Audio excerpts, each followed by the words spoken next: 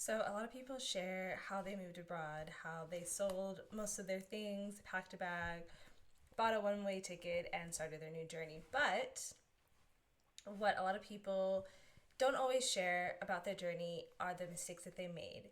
But specifically, the financial or money mistakes that they made when it came to moving abroad. And in today's video, that's what I'm going to do for you. I'm going to share some of the financial mistakes that I made when I moved abroad, particularly moving to Spain. And towards the end of the video, I'm also going to break down my main cost of living, my main expenses, and how they have changed from when I first moved abroad to Spain 5 years ago as a language assistant, and how they have changed now that I am working as a freelancer or an autonomo in Spain. So if you're worried about money when it comes to moving abroad, or you're wanting to move to Spain and you're wondering about the cost of living, is it as cheap as everyone says it is, then this is the video for you. Hi, my name is Kirsten. If you're new here, welcome. If you are a regular listener, welcome back. Thank you so much for being here. A little bit about me and this channel. I am a freelance writer. I've been living abroad for 7 years. I started in Panama. And then I have been living in Spain for the past 5 years. I'm also a money mindset, and travel coach, so helping people to reach financial stability through traveling and moving abroad. And on this channel, I focus on three main things. I focus on sharing financial tips and strategies, particularly if you're looking to travel more or move abroad.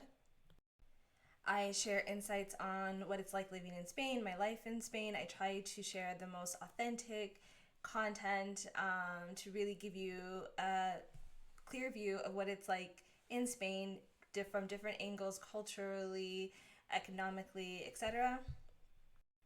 And being a Black woman, I also focus on Black travel experiences and helping to promote Black travel and helping more Black travelers to get out into the world and explore.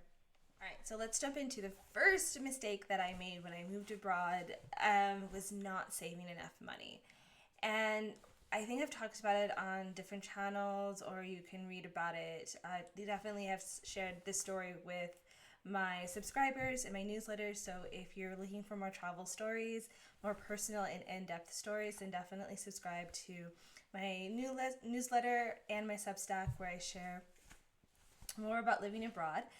But I originally moved abroad to Panama, and I had about 3,000 US dollars saved, and that was enough. That was enough. Why? Because I just hustled and I started focusing on making money, and it was definitely rough at times, but it was manageable. And I started working online, teaching English, started networking, and I was able to keep myself afloat. When I moved to Spain, I can't remember exactly how much I had saved, but if I had to go back and do it again, I would save a little bit more or put more effort into saving. Why? Because when I first came abroad to Spain, and it's still very typical up until this day from other people that I have spoken to, coming to Spain as a language assistant, you don't always get paid on time, or at least you at least have to wait a month. You start working in October, and then you get paid at the end of October. So having some extra money saved would have just made the transition to Spain a little less stressful. The second mistake that I made when I moved to Spain, I think, was when I finally did get paid, and I finally was like making extra money, whether it was through teaching English, working at an academy, teaching online, coaching, etc. When like extra money started finally rolling in, and I kind of felt like, all right, cool, I can pay my bills, I can do this, I can do that. Which is normal, and I think this happens to everybody, but I definitely was a little bit careless with my spending, and I was just kind of like, luckily going out in Spain isn't a very expensive task. Like, it isn't a very expensive thing. In most places, the food is affordable. If you go out to eat, it's affordable.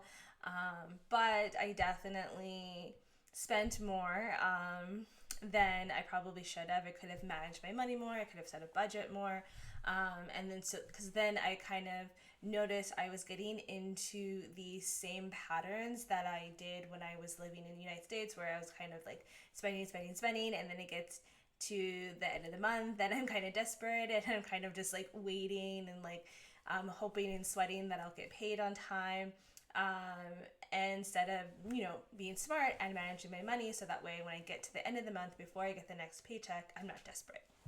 Okay, so the last mistake that I'm going to go over before I go kind of break down some of my expenses in Spain is very similar to what I just spoke about kind of not controlling my spending and not really having a budget. But I think that because the prices in Spain and US are very different, I think that I bought a lot of things, because they were cheap. Not cheap in sense of like quality wise always, but they were just inexpensive. And so I was like, okay, I'm gonna buy that. I'm gonna buy that. Yeah, I'll take it. It's only €8. It's only €3. It's only this. It's only that. And so then I just would buy things and accumulate things that I didn't necessarily need. And buying like one €3 thing or €7 thing, isn't going to break the bank. But when you are constantly doing that, and it kind of becomes a habit of like, oh, it's so inexpensive, so I'm going to get it. That then can lead to a lot of financial imbalance, because then I'm just kind of throwing my money places and not putting the money towards things that I really want and towards things that I really value. So my advice is it's okay, if you get to a new country and you're just like, oh my God, this is so inexpensive. Of course I'm going to pay for this. Of course I'm going to purchase this. And I think that's okay, but just, make sure that your purchases are going towards things that you value, things that, align with your goals, things that are going to help you in the future, because bad money habits can follow you anywhere. And it's just so uncomfortable to be abroad and still kind of not being able to afford or live the life that you want to because you have made poor money choices. All right, so let's go over some of my basic mandatory, I call these my mandatory expenses, and that just means that these are the expenses that I have to pay for if I want to live.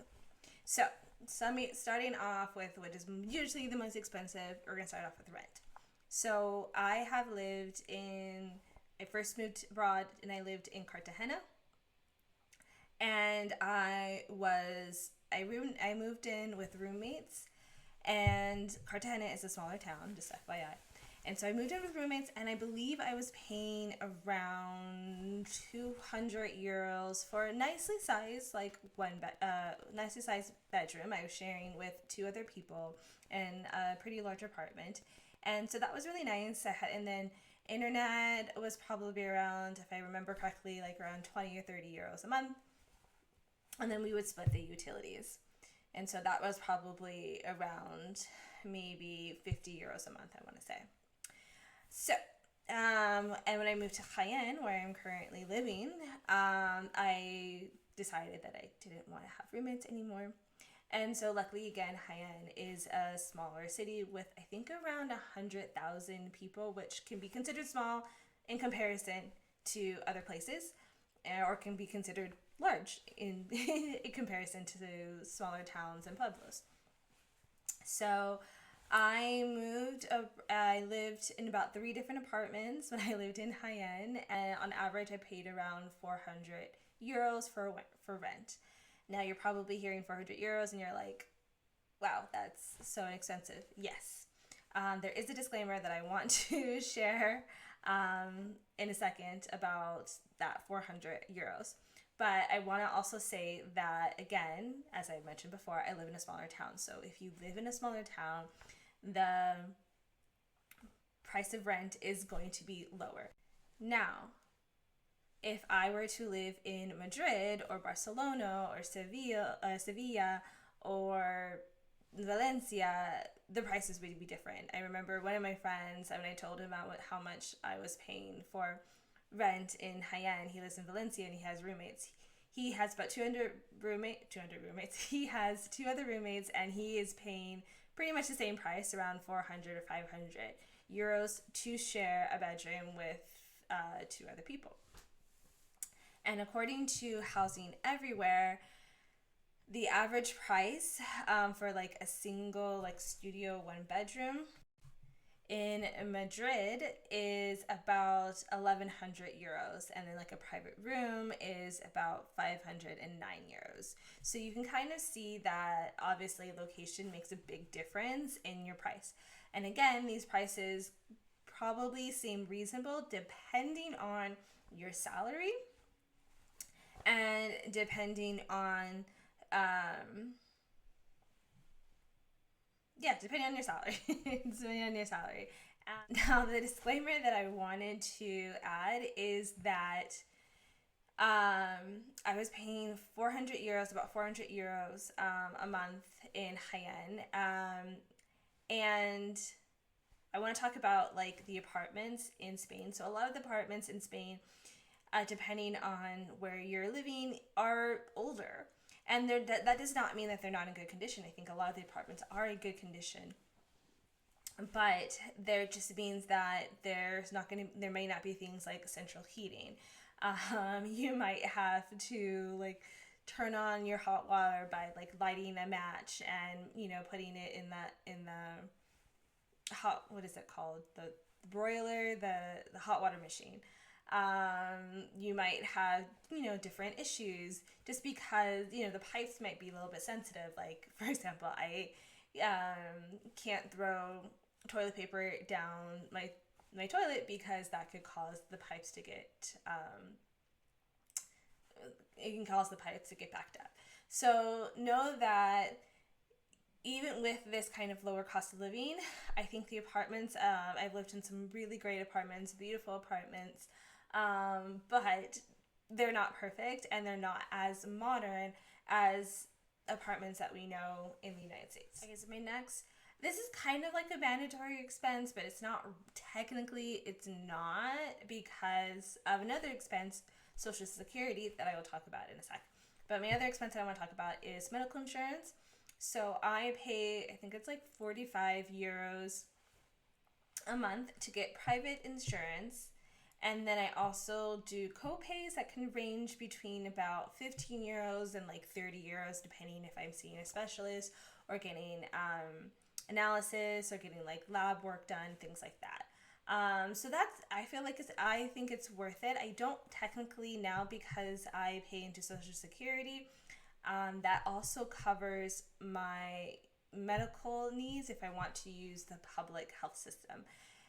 But when I came to Spain, I was under private insurance, and luckily that was paid for by the ministry through the program that I was in. And so I kind of just got really used to public insurance, private insurance. So I kind of stuck with it, and it's been really helpful for me. I'm a pretty healthy person, and I haven't had to like rely heavily on the medical system here. But if you want more insights and video on what it is like navigating the medical system here in Spain, then let me know in the comments. So I mentioned Social Security. So what is that? So as an autonomo, or as a freelance worker, and I believe as a digital nomad, I think if you come as a digital nomad, you do also have to, under the digital nomad visa, you do also have to pay for Social Security. And what is that?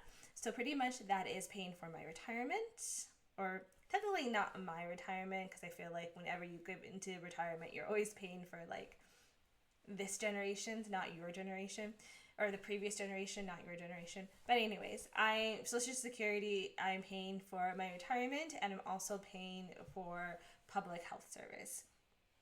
And so now, as a first time,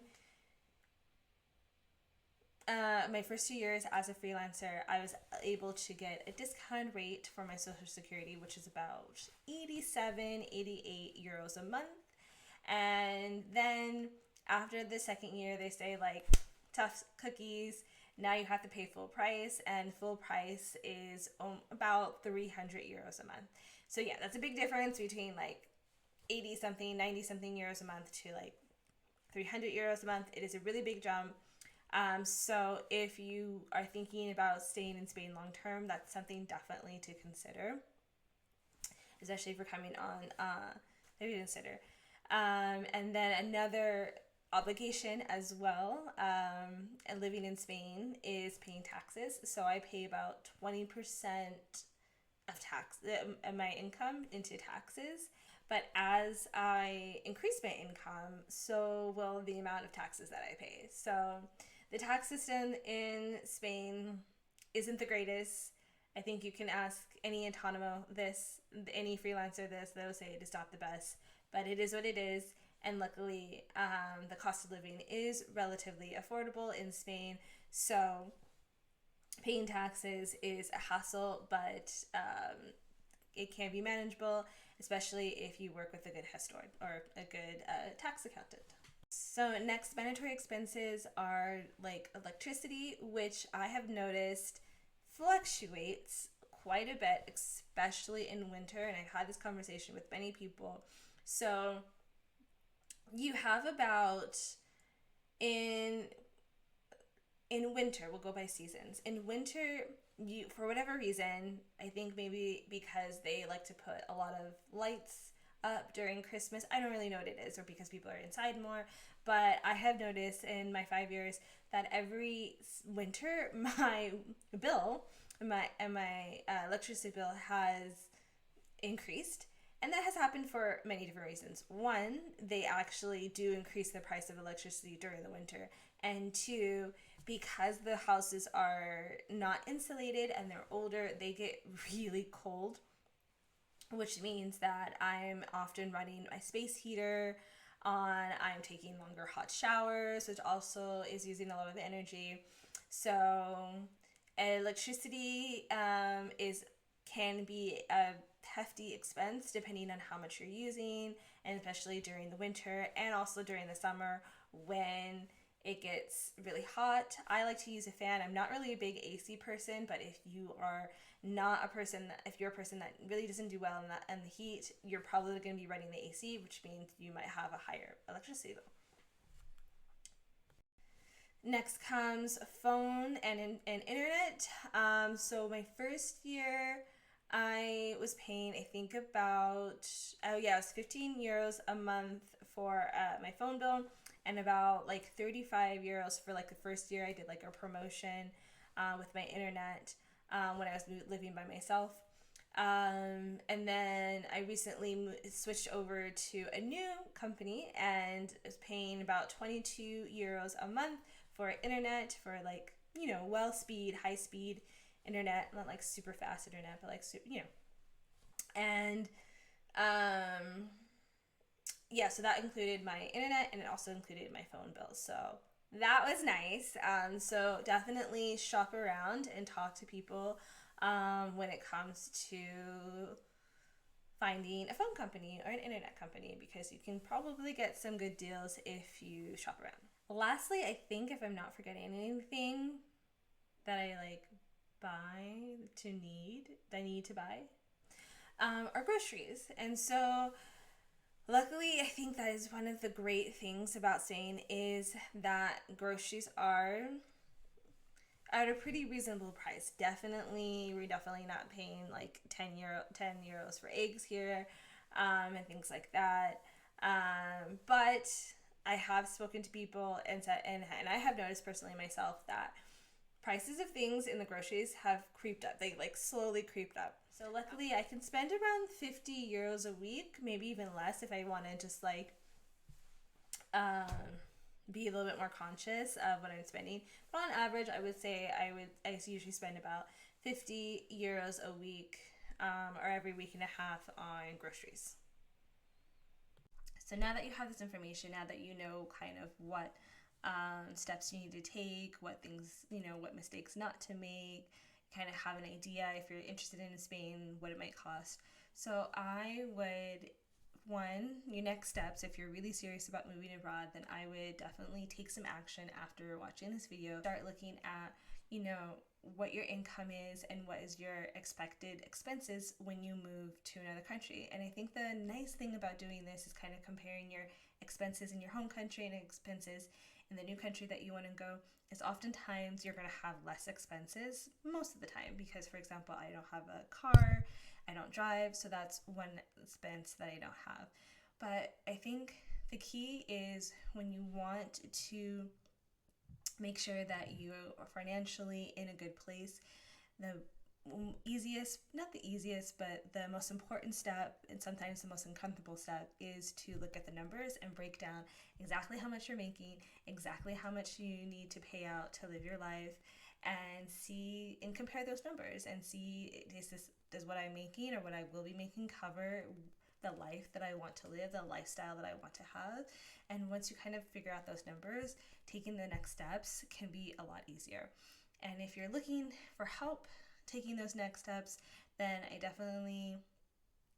I suggest that you subscribe to this channel, sign up for my Substack or my newsletter to get more money advice and money tips about living abroad. And if you have any questions, leave them in the comments.